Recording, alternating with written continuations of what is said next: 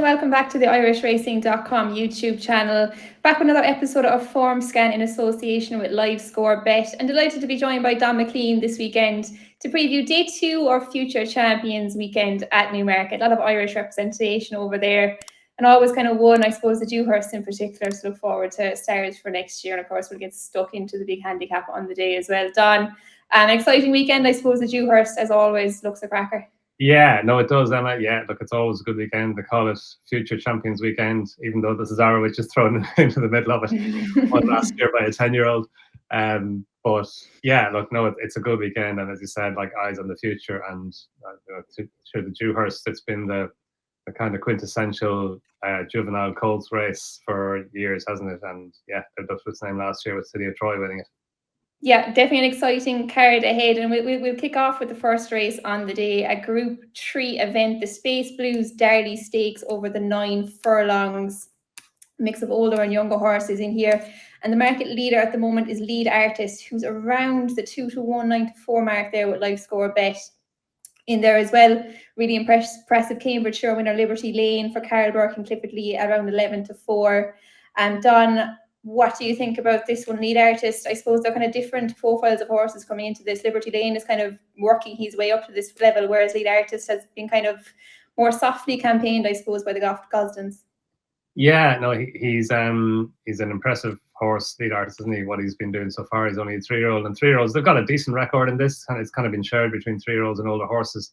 But Lead Artist was good in winning the Group 3 race at Goodwood at the festival, the Bonham's Thoroughbred Stakes. And then last time against Kinross in the Park Stakes, he finished a good second. Thought maybe the 7 furlong trip was on the sharp side for him, and he's stepping up now to 9 furlongs. He's got obviously good form over a mile, and you definitely think that a step back up to a mile would be a positive for him. Like Kinross, obviously he's a high class horse. He ran a big race in the Foray again this year and finishing second behind Ramatuel. But Lead Artist, I thought, did well to get as close to him as he did, and the step back up and trip definitely to a mile, and he's stepping up to 9 furlongs now, so you think that he'd get it all right. But no, I do like Liberty Lane, Emma.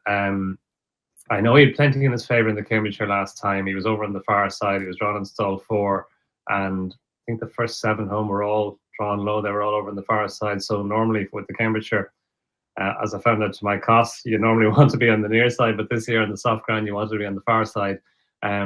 But I think he's had 13 runs, so obviously he's an older horse. He's 4 years old. He's older than Lead Artist, and he's not as unexposed on the face of it. But just had his run the last day. The Cambridge was a really good run. He ran in the Dante last year. That's the kind of class that he is. And just thought of Doncaster as well in that handicap at the St. Ledger meeting. The 10 furlong maybe just stretched him a wee bit. He was only beating the neck in the end with Days of Our Lives, but just thought maybe dropping back down and trip would suit him. And obviously the Cambridgeshire is 9 furlongs. He's back over 9 furlongs today, over the same course and distance as the Cambridgeshire. He goes really well at Newmarket. He's run there 5 times. I think he's won twice and finished second once. So I just think he's got plenty in his favour. And look, he is obviously stepping up from a handicap into a Group 3 race, but Cambridgeshire, you know, he's a Cambridgeshire winner and a really impressive Cambridgeshire winner. Maybe he was flattered a wee bit by where he raced on the track, but I still think he's a high class horse, and just a wee bit of cut in the ground would be good for him. If more rain came, I think Alma Mulbeer would come into it. I know he won on good ground at Sandown at the Eclipse meeting, but he's a much better horse on soft ground, and he's 1 for 1 at Newmarket. He actually won there on his racecourse debut back in October 21. So if the rains come, then Almabeer, I definitely have him on side. But as things stand at the moment on ground, just on the easy side of good, probably Liberty Lane. Yeah, Almabeer kind of a consistent enough performer at this kind of level, I suppose, isn't he? For Tom McCond and William Haggis in there. Yeah, I agree. Liberty Lane, he's probably deserved his shot at this kind of race, I suppose, after that performance in the Cambridgeshire. One who I just thought might have been a bit overpriced, though, in here. Now, we haven't seen him for a long time, is the Foxes for Andrew Balding and Oshie Murphy. You mentioned the Dante last year. Sorry. Obviously, he beat White Birch in that one last year. Look, he was a really, really classy 2-year-old. He was second in the Craven, wasn't he? And he won the Dante then, beating White Birch. Went on to run okay in the Derby, I suppose, and ran the Dudmont International with a trip to America in between. He did a lot of travelling kind of in the space of 6 months, I suppose, last year. Like, he went to Belmont, and then he went over to Riyadh, where they quite fancied him there. He had one on the all-weather as well. He ran well in Suddle there one day. or Newcastle. But I just thought 11-1, like he's a horse who, you know, at his best is definitely well capable of winning a race like this. Now the worry is we haven't seen him in a long time. He's been off since April. I presume there was a bit of an issue after that run in Newmarket where he ran no race at all. But I just think back in this kind of company, look, if he's straight enough, he's probably worth maybe a small chance at 11-1, just given the quality of horse he was last year. Like that performance in the Dante was a big one, and he ran well in the Derby as well after that. I just thought 11-1 might have looked a little bit too big for him, because he's probably one of the class acts in the field, I suppose, on his day. Just hoping he can maybe bounce back to his best there for Oisin Murphy and Andrew Balding. But we'll move on to the next race of the day then.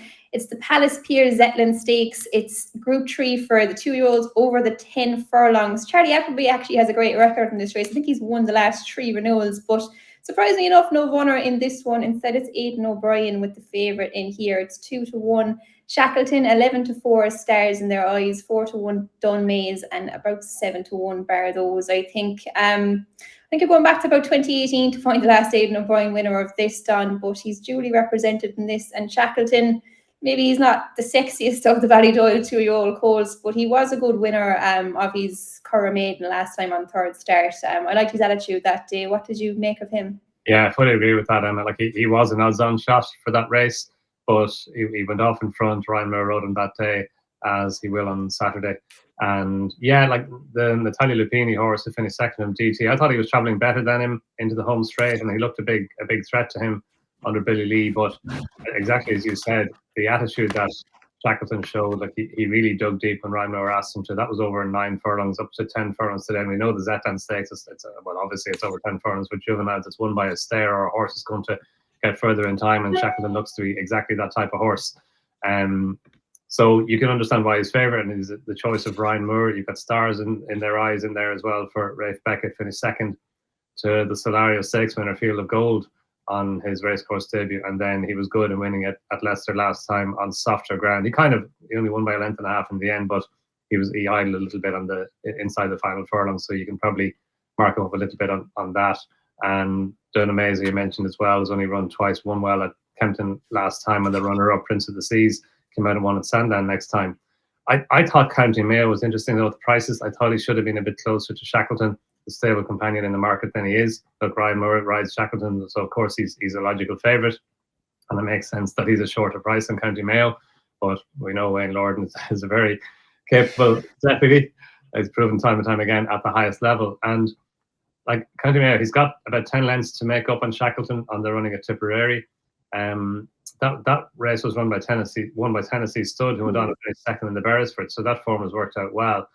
And at Gorham Park the last day, I thought that County Mayo did well to win as well as he did. Only one horse has come out of that race and run since. That was Red King of Andy Oliver's, and he ran well in defeat there at Navan at the weekend, or the other day. And County Mayo, Tribal Nation, who Joseph O'Brien horse, who was well backed on the day, I thought County Mayo beat him pretty well. Now, he probably had the run of the race. He was in stall 1, and Tribal Nation was a bit further back and had to come a wee bit wide. But he did mount his challenge early in the home straight, and County Mayo just found plenty and stayed on really strongly. He's out of a full sister to Illinois, the Queen's Vase winner, and the St. Ledger second. And his mare is down as a half sister to Daindream, the Arc winner. So he's a really well-bred horse. I think that this 10 furlong trip is a good trip for him now. He saw it a mile the last day at Corran Park. He's bred for further. It looks like he stayed on well enough the last day to suggest that he will improve. And like, he was just really green at Tipperary on his debut. He improved a lot, obviously, from that run to Corran Park. And there's every chance he'll come forward again from Corran Park. I just think there may not be as much between the two Ballydoyle horses as the market suggests, and therefore County Mayo is the value for me. Very good. I think Live Score Bets are actually offering 3 places on this, so maybe one for each way bet, even there at 7-1 County Mayo. Yeah, like you said, I probably wish Shackleton, to be honest. I really liked his run in the Curragh, kind of as you said. Ryan was kind of aggressive on him, wasn't he? He went forward, and yes, I just thought the quotes afterwards kind of suggested that maybe that's not the way they'd even like to run him. Maybe in this kind of higher quality of a race, he might be able to take a lead. I'd say he idled in front a fair bit that day, but kind of like you said, when the second horse came to him, he just kind of put his head down and battled away. I think the 10 furlong trip should be perfect for him. And like you said, he was maybe a bit disappointing when he was beaten in that Tipperary Maiden. He was odds on that day, but the winner of that, Tennessee Stud, went out to be second in the Beresford next time. So form of that is pretty strong. I think, yeah, he's probably one who can take that step forward into this company. But I can see the case there for the Aidan O'Brien second string there as well. You know, Wayne Lorden probably won't be too far away. He's, like you said, a very able deputy to Ryan Moore. There might be a whole pile between those goals, but we'll go on to the next race then, the 225. Another race for the 2-year-olds. This is over the mile. And again, we've got another Aidan O'Brien favourite in here. It's another race which Charlie Appleby has dominated, though he's won the last 4 renewals of this. So it's normally a good weekend for Charlie. I think Godolphin have actually won 6 of the last 7 runnings of this as well. So they've got Silver Peak in here. They're on 11-4, but it's Delacroix for Aidan O'Brien and Ryan Moore, the 13-8 favourite. Maybe he was slightly disappointing, I suppose. He was beaten odds on last time in the KPMG Champion Juvenile Stakes at Leopardstown on Champions Weekend, but he was a good winner of his maiden at the Curragh before that. Don, do you think we have the right favourite in here, you fella Delacroix? Yeah, you can see why he's favourite, Emma. Yeah, I kind of thought, I just thought at Leopardstown the last day in the KPMG race, I thought he underperformed that day. He didn't go forward like you would have expected him to. He was under pressure from a little way out. Now, in the end, in fairness to him, he did well to get to within a half a length of Green Impact, but I expected that he would reverse places with Green Impact from the running at Leopardstown back in July. As you said, haven't been impressive when he was maiden at the Curragh. He came under a ride early enough. Like you would have understood if he'd finished like well behind Green Impact, but in the end he stayed on well, got to within a half length of him. I think that's Jessica Harrington's horse. I think he's going for the futurity next year. He's entering the futurity.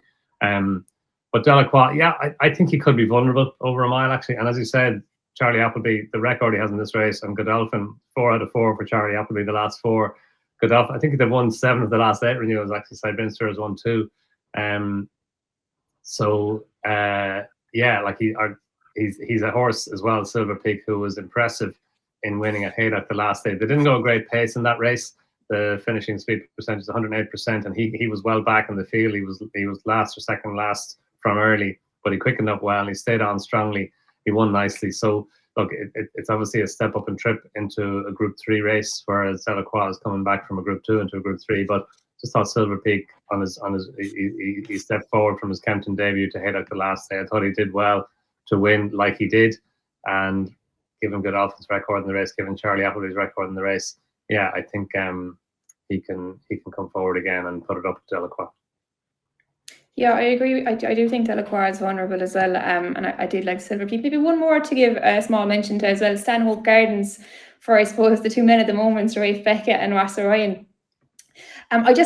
I really liked his debut one behind Ruling Court. It was not a Godolphin. Wasn't he the really expensive breezer for Godolphin? He was just a really, really eye-catching third that day. I'd say he didn't maybe even know his job until he came under a ride, and he stayed on very strongly that day behind what looked like a good winner. Won next time then in Beverley. Look, he's very unexposed. He could be anything, but I'm probably still with you with Silver Peak. Again, I was really impressed, same as you, with that one in Haydock.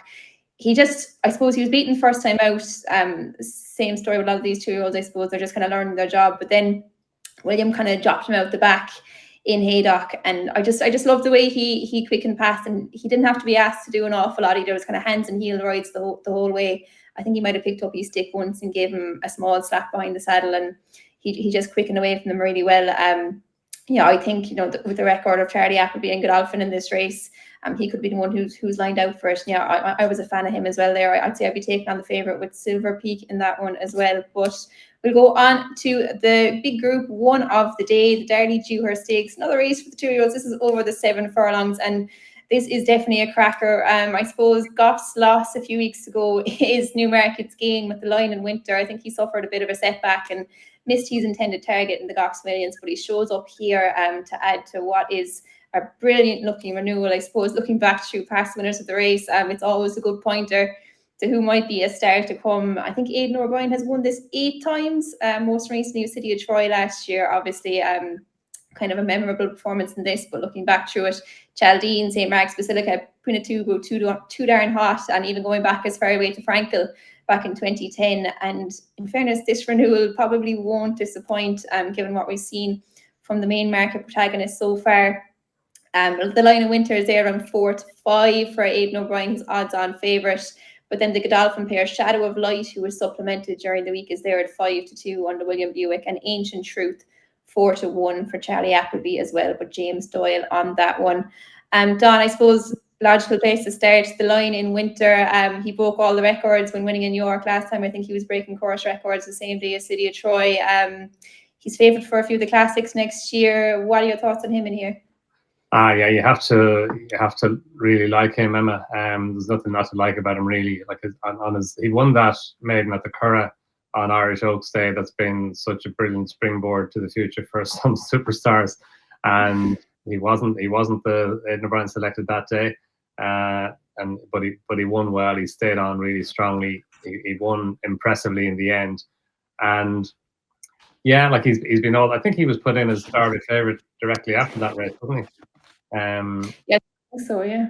Yeah, and then at York last time in the Acom, he went there, and again he stayed on really well to beat Wimbledon Hawkeye. Wimbledon Hawkeye came out then and won the Royal Lodge Stakes, and even the maiden that he won at the Curragh, Eyes of March, who was his better fancy stable companion on the day in the race, he's won his next two, including the Group 3 round Tower Stakes. So all his form.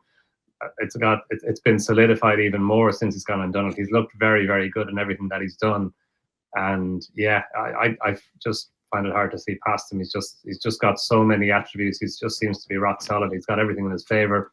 7 furlongs as well. The trip, that's the distance over which he's run and won his only 2 races to date.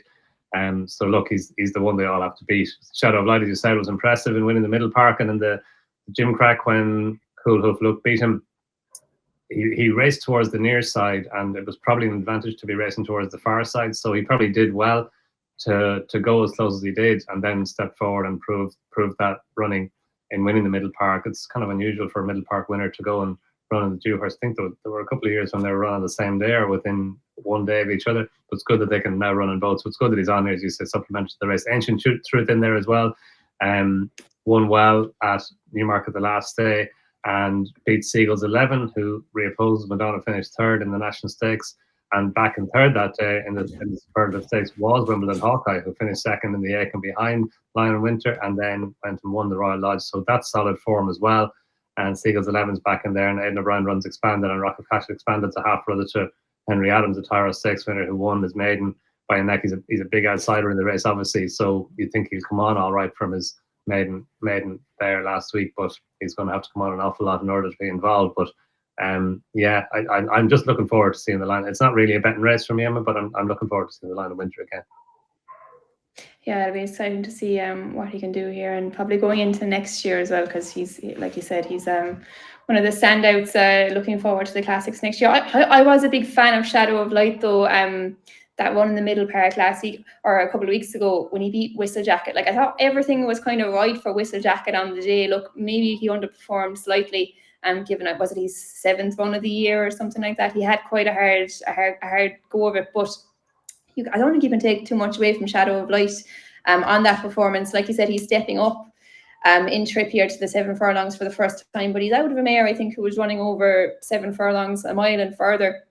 So I don't have too much of a worry of it. And there's just the way he hit the line in Newmarket that day. He was really running all the way through it. And just the fact they supplemented him for this, I thought was quite noteworthy. So I'd say he might be able to put it up to the Line of Winter. I was kind of thinking myself, is the Line of Winter maybe one for even further in the future? Would he be kind of more of a Derby horse than a Guineas horse? But they obviously think he's quick enough to throw him in here. And that performance in New York was definitely eye-catching. But I just thought Shadow of Light might be one with a bit more of a turn of foot than the Line of Winter, just in this kind of contest. And I might take him on. I might be foolish looking back on it now, but I was just really taken by that performance in the Middle Park. I know he was beaten in York before that, but he looks like a horse who's progressing. If he can stay the trip out well, which I think he probably should, I think it could be well worth Connection supplementing him here. But it's going to be a cracker, and whatever wins this, like looking down through the Wall of Honour, they'll probably be one to watch in the year and more to come. But that's the Group 1 covered on the day. Now we'll go into the big handicap. Another week, another big flat handicap is what it feels like. We're doing one every week on this show now. But it's the Cesarewitch over the 2 mile 2. A race in which the Irish Raiders have had huge success in the past few years. I think the Shunter and One for Oscar won the last 2 renewals. They both show up here again to try and regain their crowns. Notable that Charles Burns has booked Ross Ryan to ride One for Oscar as well, I thought. But before that, even Willie Mullins had a 3-year running streak, I think, between 2018 and 2020. 13 of the 25 on our field come from Ireland. Betting at the moment, I think Willie Mullins has the market leader there, and Sea of Sands, who's definitely an interesting horse at 7-2 under William Buick. His nephew then Emmett has another fancied one under Hayley Turner at Javok Cavern, and 6.5 for Gavin Cromwell is right up there in the betting as well. Don, I suppose we'll start with the favourite in here, Sea of Sands. Definitely a really, really interesting runner. I think he's been with Willie for about 2 years. He got him from Germany. Was he a Group 3 winner over in that jurisdiction? But took a long time to see him in Ireland. He's one we probably don't know a whole pile about, but he did win his maiden hurdle really well in the stole. What are your thoughts on him? He looks short enough in the betting, doesn't he? Yeah.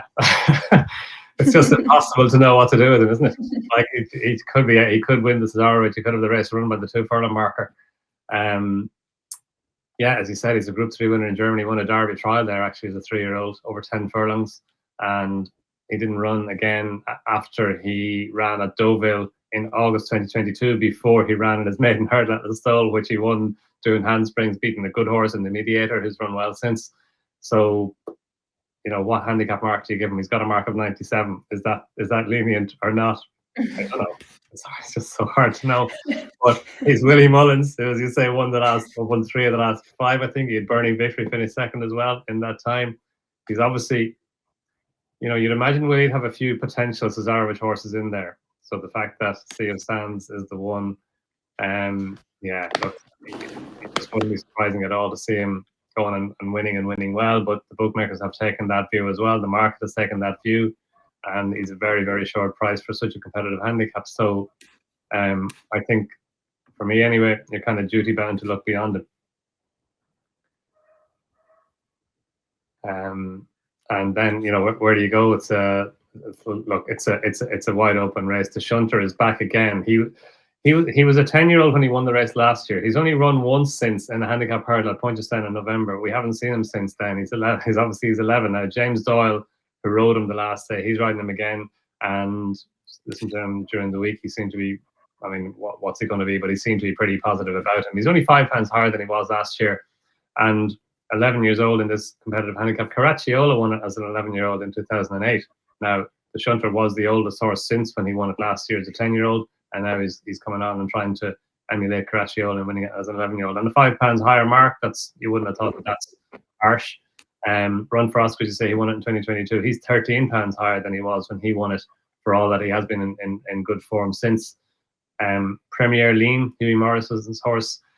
He ran well in the Cesarewitch trial last time. The Cesarewitch trial, bizarrely, is not a good pointer to the Cesarewitch. It's, even though it's running distance, you think horses would use it as a springboard, but it hasn't been a good pointer. And Premier Lean, he's finished second now in his last 4 races, and the last time when Robert Johnson kind of hung over to his left, that was a good chance for him to go and win it, and he just didn't do it. Now, whether to something, he did win his previous race, he won at Lingfield back in May, but you know, he's got 4 2s in a row. He did have a chance to go and win the last day, and he didn't. Now, he is well in. He's 3 pounds higher in future handicaps, I think, and he's racing off a mark of 84. And interesting that Hughie Morrison is fitting blinkers to him now for the first time to go along with his tongue tie. So maybe if they can galvanise him, then he's a player in the race, all right. He's got 6.5 in there as well. I think 6.5 has an awful lot of the attributes that you look for. Like she's got the mix of experience and potential to improve again that you kind of look for in these big field handicaps. She's only had 6 runs on the flat. She's had 2 runs in bumpers as well. She won her second bumper. She was good in winning a maiden at Cork back in May, over 1.5 miles, a trip that you would have thought would have been too sharp for her. Then she went to the July meet, or the July course in August, and won well. She was held up early on that day by Robert Verity, and he delivered her well. She got the better of Cabrera, and Cabrera was only just beaten there at Doncaster next time off a £4 higher mark. Cabrera is now £7 higher than he was then. 6.5 is also £7 higher than she was then. But like £7 hike, you think it's fair enough because she won nicely. Pair of them finished well clear. Cabrera's enhanced the form since, and she's just got that likely race profile that you think gives her the potential to improve again. I thought she ran a really big race in the Irish Cesarewitch last time when she finished third behind the Euphrates. She just kind of flattened out a little bit inside the final furlong, but she should stay. It's 2.25 miles. She's a staying mare. She's probably a hurdler for the future for Gavin Cromwell. His horses are in really good form. I mean, when have they not been in the last year or two? He had a double there yesterday at Thurles, and yeah, I think it's interesting that Robert Weirty's riding her, and obviously he knows her really well. Robert Weirty's a very good young rider, good value for his £3 claim, so that's fine and good. Her draw in stall 20 is not ideal, and it used to be the case in the Cesarewitch that you needed a low draw in order to win it, but I think Frankie Dettori won it on something quite a while ago from a really wide draw. And in the last couple of years, high drawn horses have run well in defeat. Like the year that Buzz won it, Burning Victory finished second. She was in stall 25. Calling the Wind finished third. He was in stall 27. So it's not a race it's not that big a draw race for me anymore. Anyway, and yeah, I just think 6.5. I think she can come. She's going to have to improve, but whatever wins is going to have improved on what they've done last time. Obviously, they're going to have to run beyond the handicap marks, and I think 6.5. I think she could take a nice step forward now. Yeah, mare with definitely potential on a 4-year-old, and like you said, Gavin Cromwell's horse is definitely flying lately. I suppose as usual, like you said. But I was kind of drawn to two here. One at the top of the weights and one at the bottom. First, I think Samui for Gordon Elliott and Keaton Kennedy. I was surprised he's 22-1 in here. I just thought looking back through his run so far this year. Like he was a runaway winner at Clarny. I'd say the handicapper just had him wrong that day. He was only in 89 and just ran away with that race that day. But he went on then to finish behind Extensio in York in that stayers handicap there. That was a good run off only £3 lower here. Went to Chester then. He was competing against like quite a high quality horse in his last two runs. He was behind Absurd in Chester, but the first time cheek pieces on, only beaten about 4 lengths there. And then he went on to Newmarket to run the Rose Bowl behind Al Nair. Now he was beaten a fair way there, but I think the winner of that race is kind of being touted as potentially taking on Kyprios on Champions Day. So I thought it was a good one, and I just liked the way he kind of, he was beaten a long way out. He was kind of outpaced by the kind of higher quality of horse, but he kind of battled all the way to the line. He kind of tried to regain third in the end, and he got up to be third.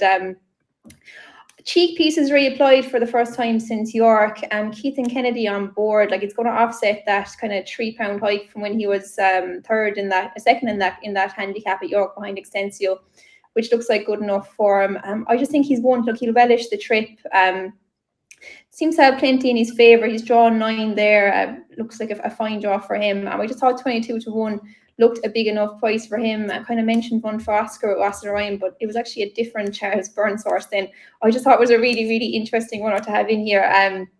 He was actually a handicap winner for Richard Hannon off 83, I think, before Charles bought him, I think, maybe in the winter of 2023, and kind of was running him over hurdles. I think he got off the mark on his third attempt. But I just thought the comments from Charles after he won, I think he won his maiden hurdle in Downpatrick, and I was just reading back the quotes from that, and Charles was kind of saying that he might have gotten sick of running on the flat in the UK, and that's why he was sold to go jumping in Ireland. And he was kind of saying like they'll keep him jumping for now, maybe try and sweeten him up and maybe target the flat next year, which kind of seems to have been what's transpired. Like he was hurdling for a year, and then he actually started off this season with a run in a handicap in Navan. That was the only time he had cheek pieces on before today or tomorrow. He's getting the cheek pieces on again, and Sean Davies rode him that day as well.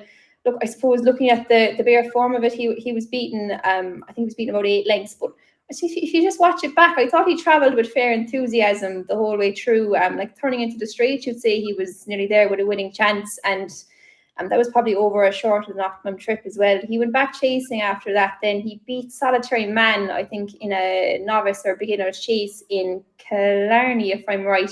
But he won 2 chases anyway after that, and maybe his form petered out a small bit again. But I just thought it was interesting Charles put him in here. He got the cheek pieces on again for just a second time. Sean Davies knows him from that run on the flat as well. Charles obviously won this a couple of years ago with one for Oscar. Maybe I'm grasping at straws a small bit, but he hasn't run on the flat in quite a while. He's won off a similar mark before. I would take encouragement from his last flat run, even though he was beaten away. It was his first start of the year, I think, and he travelled quite sweetly that day. So, look, I don't know, is it a long-term plan? But with Charles Burns, it probably could have been. But I just think he's interesting at around 12-1. He could be even bigger on the day. I think Live Score Bet are doing 6 places on the field. So I just thought he was an interesting one there. Only 8 stone 2 on his back. He might be able to run a big enough race. I'm hoping as well. Drawn 12, no massive problems there. But yeah, I think that's what we'll wrap up there from Newmarket. Hopefully we found a couple of winners over the card. But I suppose other interesting things going on at the weekend, Don. There's a big day in the Czech Republic. I'm going to leave you pronounce this race now because I will make an awful mess of it. I think you've actually been over to it a couple of times as well. There's a strong Irish representation this year. Yeah, I can make a mess of the pronunciation just as easy as you have, but don't worry about that. I think the Velka Pardubica is how they say it, or something close to that. I was lucky enough to be over that. A couple of them on Risk of Thunder was gone over way back in the day, and it's some event. Taxis fence, I think it's the 4th fence. It's the kind of the Czech Republic's version of Beecher's Brook, but I think they made it a bit easier, maybe in keeping with the way trends are going, than it used to be. But no, it's still looks like it's a phenomenal race. And yeah, Coco Beach, as we were saying earlier on, he looks like he's obviously Gordon Elliott thinks he's got the attributes required, and yeah, it's easy to see why he thinks that. Yeah, it'll be interesting. I think anyone, it's definitely one more tuning into. I'm not sure is it really a betting race, but it's Keith Donoghue's first ride in the race as well. I think Patrick was mad to ride the winner, but he won it 3 times. I think that he rode the favourite last year, but I don't think he's ever made it around. But if anyone can make it around, you'd imagine it could be Coco Beach and Keith Donoghu. But yeah, it'll be a fun one to watch anyway, at very least. But just looking at other things over the weekend, just one I'm going to give a small mention to, racing in Cork on Sunday. It's actually a horse of my own, and I'm just going to give him a small mention. It's Noble Talent. He's running in one of those rated novice chases. I just thought he ran a nice race on chasing debut. And Sligo about 10 days ago, nearly 2 weeks ago now, coming back for kind of a similar kind of event this time. He's a good jumper. I thought even if he had winged the last in Sligo that day, he might have been a bit closer to the winner, but it wasn't a bad start after a break for the summer. Look, I think it's 2 mile 1. It might be slightly sharp for him, but it's a small winner field. I think Gordon's is probably the obvious danger there, the 4-year-old, and there he's probably a more likely candidate for the 2 mile trip. He's already a winner over fences as well. But hoping our lad can run a nice race, and I'd imagine a track like Cork will suit him better than Sligo as well. Kind of a big galloping track, even though he's not a huge horse, but he's a very good jumper, and he'll have no problem with the kind of big winter fences and jumping out of heavy ground later on the line. Hopefully he could be a nice one once he gets his handicap mark. So hoping he can run a big race there. Don, is there anything else that caught your eye over the weekend? Yeah, best of luck with him. I hope he goes well for you. Yeah, the listed race, the 6 furlong race at Naas on Saturday. To me, that's a really interesting race. You've got Big Gossi and Torrey Vega and My Mate Alfie. They're old foes at this stage. Like Torrey Vega, he hasn't won his maiden at Cork back in July last year, but I think this could be just set up from a little bit. He's meeting My Mate Alfie on £7 better terms than the terms on which they met last time in the Renaissance Stakes. And like the Curragh, he's a horse who likes to be held up and come with a late run. I think Naas will suit him better than the Curragh does. Whereas My Mate Alfie and Big Gossi, My Mate Alfie likes to go forward, and like he's been a bit of a revelation for Gerald Lyons. He's won his last 2. He was really good in winning the Big Bowl Lad Handicap on Irish Champions Weekend, and then he won the Renaissance Stakes last time. He had Big Gossi back in second, and Torrey Vega back in third. Big Gossi, like what a horse he is for Charles O'Brien. But he's won 6 times on turf. All 6 wins have been at the Curragh. Like he runs plenty at the Curragh, but he seems to be a better horse at the Curragh than he is anywhere else. That said, he doesn't have a bad record at Naas actually. Big Gossi, he's run there 6 or 7 times, and he's run well on a couple of occasions. But I just think Naas could suit Torrey Vega well. The race the last day, that Renaissance Stakes, it wasn't run at a fast pace. It was 108% finishing speed, and he was trying to come off that pace. He was closing all the way to the line. He's 7 pounds better off at My Made Alpha. He meets Big Gossi on similar terms. He's run once at Naas. He was a massive price for the Zetland Stakes last year, and he kept on to finish 6th. So I just think Billy Lee on board. I think Torrey Vega maybe is deserving of one last chance. Very good. Torrey Vega and Sheila Lavery want to watch out for there tomorrow as well in Naas. But we'll wrap it up there, Don. Thanks very much for everything. But we'll ask you for a nap before you go, if you don't mind, a nap of the weekend. I think I'll go with 6.5 in the Cesarewitch each way. Have to go for the big one. I'm gonna go for the big race as well. I'm gonna go for Samui though. I just thought he was too big a price, 22 to 1, and with 6 places, he might even be a bigger price in the day. I'd be a little bit disappointed if he wasn't in the first 6 at the very least. So I think he should run a big race for Gordon Elliott. But Don, again, thanks very much for coming on. Hope everyone enjoyed the show, and if you like the content, make sure and like and subscribe to the channel.